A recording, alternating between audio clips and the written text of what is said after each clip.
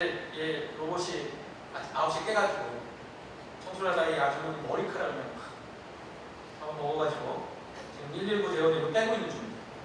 그러니까 이렇게 이게 작년에 있었던 일이고요. 실제 한국에서. 그래서 이렇게 오류가 있다는 건 똑똑하지 못해 스크린만 하고 똑똑도 없고 그렇지만 쓸만한 거죠. 이런 것들이 이제 기계학습이고요. 이 사진은 잘 보시면 좋을 것 같은데 이게 한 50년 뒤에 기계 인간의 습격 최초의 기계 인간의 습격이라고 해서 이거 되실 것 같습니다. 기계학습에는 세 가지 분야가 있는데요. 지도학습, 비지도학습, 강화학습인데 지도학습은 뭐냐면 예측을 하는 겁니다.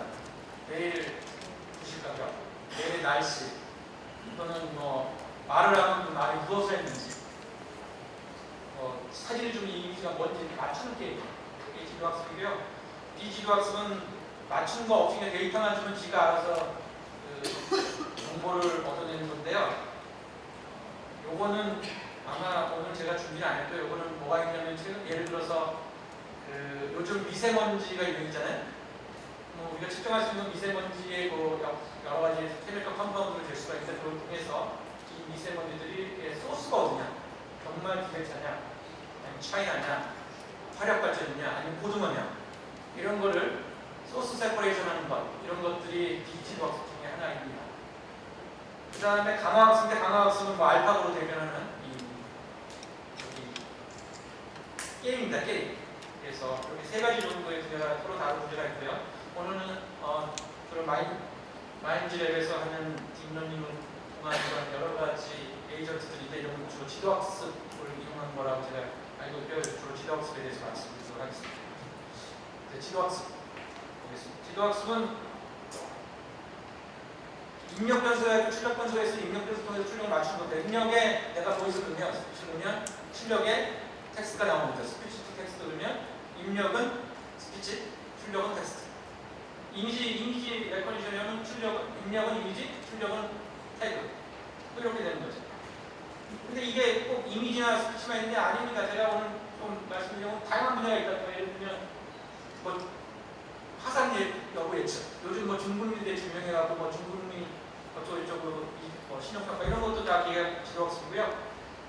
잘 아시는 분이 유전자 검사해서 병 예측하는 거 있죠. 안젤리나 졸리가 왜 유전자 때문에 유방을 자르는 그러한 것까지 되는데 그런 것도 다 지도학습이고요. 이미지, 물류, 음성 인식도 전부 다 지도학습입니다. 그래서 우리는 이렇게 되죠. 인문형 아웃풋, 인프하고 아웃사이드 함수 fx를 추정하는 거 이런 것들이 이제 지도학습의 목적이 되겠고요. 예를 몇 가지 드려줄 텐데 중요한 예를 몇 개 드리면 스마트 팩토리라고 해서 이게 요즘 우리는 반도체인데 반도체에서 제일 어려운 게 뭐냐면 반도체는 찍어서 도장까지 찍는 겁니다. 찍어서 이게 작동을 하면 양산에 성공한 거고 찍었는데 작동 안 하면 양산에 실패한 거죠. 근데 작동을 안 해서 왜 작동 안 하는지 모릅니다. 그래서 지금 어떻게 하고 있냐면은 이 찍을 때까지 공정이 한 500 몇 개, 1000개쯤 되면 1000개의 각각의 기계에 센서를 달아가지고 다 측정을 하죠. 측정을 해갖고 과연 어쩔 때 양품이 나오고 어쩔 때 불량이 나오냐 이런 거를 지도학습을 통해서 발표되고 있습니다. 아마 우리나라에서 빅데이터하고 기계학습에 가장 많이 씁니다. 삼성전자일 거라고 제가 알고 있습니다. 근데 당장 인터널하게 해서 외국인 잘 나오지 않죠. 그 다음에 유전자 진단 잡고 보겠습니다. 혹시 부모님이나 암이 걸리시면 어떻게 하냐면 암을 떼죠. 뗀 다음에 어떻게 하냐면은 암 수술을 한 다음에 이제 이후에 치료를 합니다. 케모세라피라거나 레디오세라피라거나 할 때 두 가지 초이스가 있습니다. 하나는 그냥 매뉴얼대로 갈 거예요. 매뉴얼대로 뭐하고 이렇게 하는 게 있고요. 또 하나는 유전자 검사를 받아서 그 유전자 정보를 바탕으로 맞춤형 트리트먼트 하는 게 있어요. 근데 요게 요 유전자 검사를 받는 게 도움이 안 됩니다. 그래서 제가 알기로는 몇 년 전까지 한 500만 원쯤 했어요. 근데 이걸 꼭 의사가 물어보죠. 자식한테 하겠냐고. 근데 그걸 꼭 부모님 깨셨을 때 하죠. 부모님 옆에 계실 때 이런 게 있다 하면 여러분 먹는 사람이 아니다. 그래서 근데 이런 것들을 하는데 이런 것도 전부 다 이제 지도학습이라는 거고요. 그 다음에 요즘 딥러닝 난리인 이유가 바로 이미지인 거죠. 이미지. 딥러닝 이전에는 정말 우리가 이미지를 주면은 이미지라는 걸 그냥 픽셀 바이 픽셀 굉장히 고청 3, 이게 지금 440, 거기 480 해상도를 갖는 칼라그림이 이게 3목적 640, 480 벡터에 넘버가 쭉 있는 벡터입니다. 저걸 가지고 이게 개인기 모양인지 맞추는 게임이었는데 진짜 못했어요. 진짜 못했는데 최근에 이만님 오면서 많이 발전했죠. 얼마나 발전했는지 모르겠지만 많이 발전하고 현재는 이제 프로토까지 나오게 됐고요. 이거 말고도 이제 오늘 아마 강의실에서 많이 말씀드린 이제 언어, 스피치 이런 것도 다 중요한 지도학습의 내용입니다. 지도학습의 방법론을 좀 설명드릴 텐데 한 장도 설명드릴 때 지도학습에는 딥러닝만 있는 건 아니다라는 걸 좀 말씀드려서 말씀드렸고요. 통계학에서는 고차원 선형명도 아주 많이 쓰이는 지도학습의 하나의 방법입니다. 개인적으로 제가 P의 단백질 양력도 R을 예측하는 걸 개발하고 있는데 거기는 딥러닝보다는 고차원 선형명을 좀 더 만드는 겁니다. 그러니까 제가 이 말씀 드리는 이유는 데이터와 컨텍스트에 따라서 기계학습 알고리즘이 바뀌어야 된다 이런 말씀을 드리는 겁니다. 물론 오늘 말씀드린 스피치나 텍스트에는 당연히 딥러닝이 좋습니다. 그렇지만 그 딥러닝이 전부 완전 국계혁명이 아니다 이런 말씀 드리고요. 그리고 또 하나가 의사결정나무 지금은 사라진 것 같지만 아닙니다. 암산군이라는 걸로 해서 다시 나오고 있고요. 이것도 상당히 좀 많이 쓰고 있습니다. 그리고 세 번째가 이제 신경망의 딥러닝이라 해서 아주 화두가 되고 있는 건데 이거는 신경망에 발전된 거다라고 말씀드리고 제가 이제 신경망에 대해서는 좀 더 디테일하게 말씀드리도록 하겠습니다. 첫 번째 두 개는 그냥 소개만 시켜드리고요. 오늘은 넘어가도록 하겠습니다. 시간 관계상. 자, 그럼 딥러닝에 대해서 이제 말씀드리니까 정리를 해드리면 인공지능이 있었고 인공지능에는 논리, 엑스포스 시스템, 기계학습이 있었고 그래서 기계학습이 요즘 블루오션이고 기계학습에는 지도학습, 강학습이 있고 그 중에 가장 아마 비즈니스가 되는 거는 지도학습일 거고요. 지도학습에는 고차원 선형모형, 앙상블, 딥러닝이 있고 딥러닝이 그냥 방법이다. 이렇게 정리할 수 있겠습니다. 그럼 이제 딥러닝이 어제 오늘 그리고 내일에 대해서 간단하게 설명드리면 제 강의가 끝날 텐데요. 딥러닝은 인공신경망이라고도 나왔습니다. 그래서 사실상 우리 인간의 뇌에서 신경세포들이 서로 정보를 주고받는 거를 묘사해서 만든 수학적 모델을 이렇게 보시면 되겠습니다.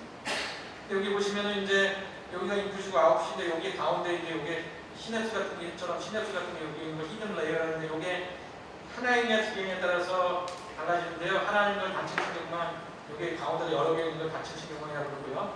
제가 이 슬라이드 보내드리는 거는 딥러닝 요 아키텍처는 뉴럴 네트워크가 나올 때부터 같이 나왔습니다. 이게 따로 나온 게 아니에요. 보시면 1986년도에 멀티플레이어 컨셉처를 이미 썼다는 얘기죠. 그러니까 이 자체로 딥러닝 자체가 처음 나온 건 아니라는 거예요. 이거는 거의 신경망과 역사를 같이 했다는 건데요. 이게 안 씁니다, 사람들이. 없어서 안 쓰는 게 아니고 이거를 데이터를 갖고 이제 학습을 시켜야 되는데 이게 학습이 잘 안 되는 거예요. 두 가지 이유가 있는데 딥러닝이 실패합니다. 1980년대에 딥러닝이 실패한 이유는 뭐냐면 첫 번째는 학습이 안 돼요. 이게 너무 커가지고 너무 여기랑 인풋이랑 아웃풋이 멀어가지고 이 가운데 있는 놈들이 이게 막 중구난방이 돼서 안 좋아요. 정확도가 너무 떨어진 거예요. 아예 하나 하는 게 더 좋습니다. 하나를 해서 정확하게 예측하는 것이 여러 개에서 대충 예측하는 것보다 더 좋아서 이걸 안 갑니다. 이게 첫 번째 이유였고요. 두 번째 이유는 80년대, 90년대 컴퓨터가 느려서 계산이 안 되는 거예요. 그 계산할 때 제가 어렵게 열심히 프로그램 짜서 딱 쳐서 2, 3일 돌리면 여기 화면에 에러라고 치죠, 에러.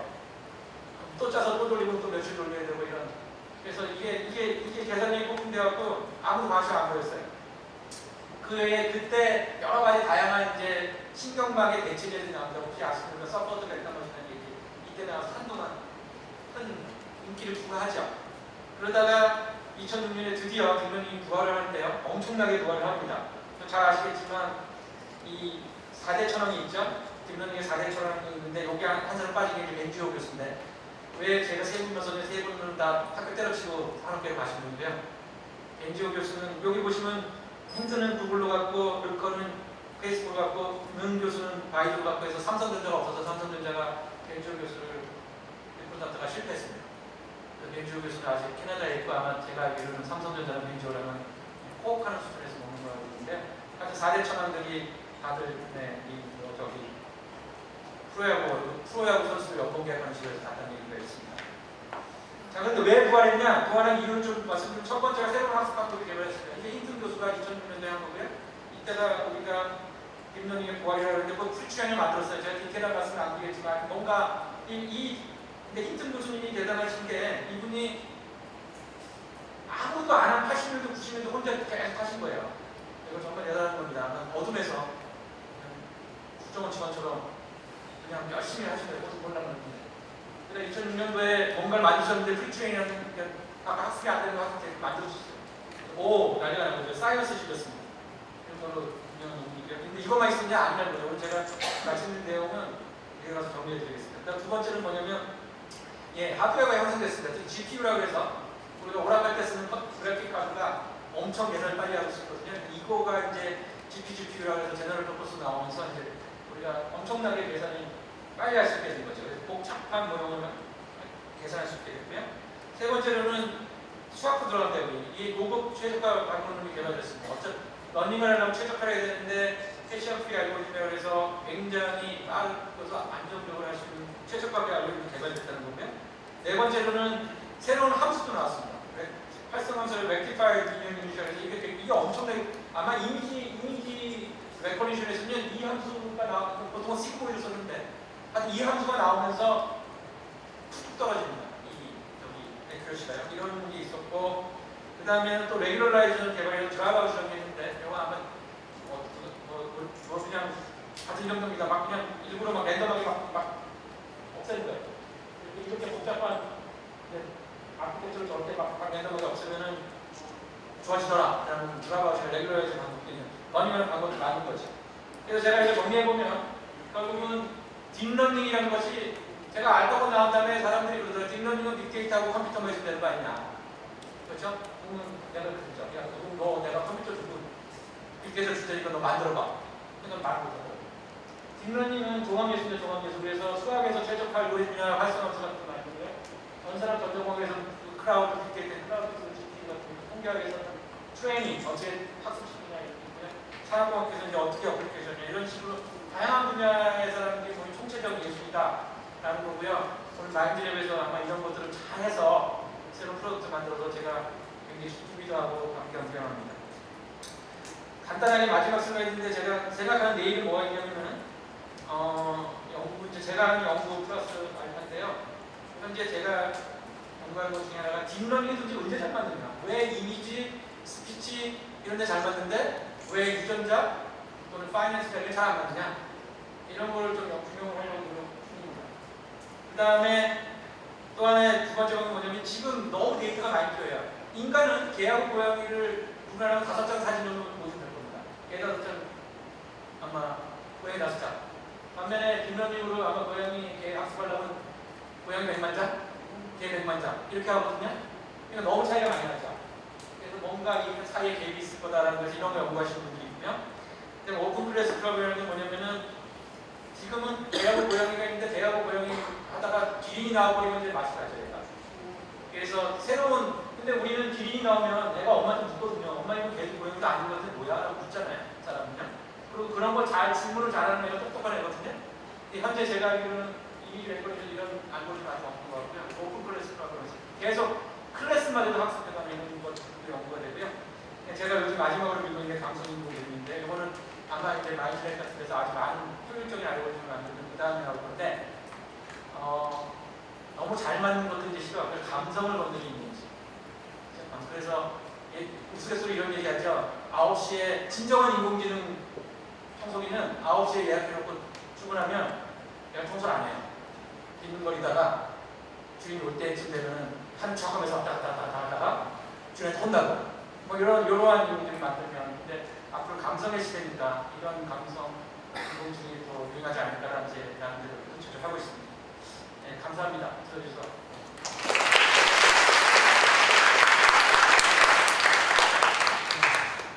네, 교수님 감사합니다. 좋은 말씀 감사합니다. 다음 키노트 스피치를 해주실 분은 한국전자통신연구원의 박전규 실장님입니다. 박전규 실장님은 엔트리에서 음성처리 연구를 이끌고 있습니다. 큰 박수 부탁드립니다. 네. 반갑습니다. 한국전자통신연구원의 음성처리연구실을 맡고 있는 박정규라고 합니다. 여러분 식대가 너무 잘 정렬 잘해줘서 저도 그냥 부족하는 것 같아요. 제가 오늘 말씀드릴 내용은 아주 가볍게 인공지능에 대한 그런 것들이고 딥러닝 간단한 것들이고 제가 맡은 주요 음성식 부분에 대해서 설명드리도록 하겠습니다. 시간이 많지 않아서 제가 크게 딥러닝 음성식 파트 하나하고 뒤에 인공지능 퍼센타 쪽에 줄여 적어놨는데 시간이 없으면 앞부분만 들어가고 뒷부분은 아주 간단하게 요약만 드리도록 하겠습니다. 네, 김영도 교수님이 굉장히 길게 설명해 주시는 저 제가 이 슬라이드 하나에 요약을 해버려서 제가 좀 죄송한데 간단하게 설명드리면은 이쪽이 논리 부분입니다. 김영도 교수님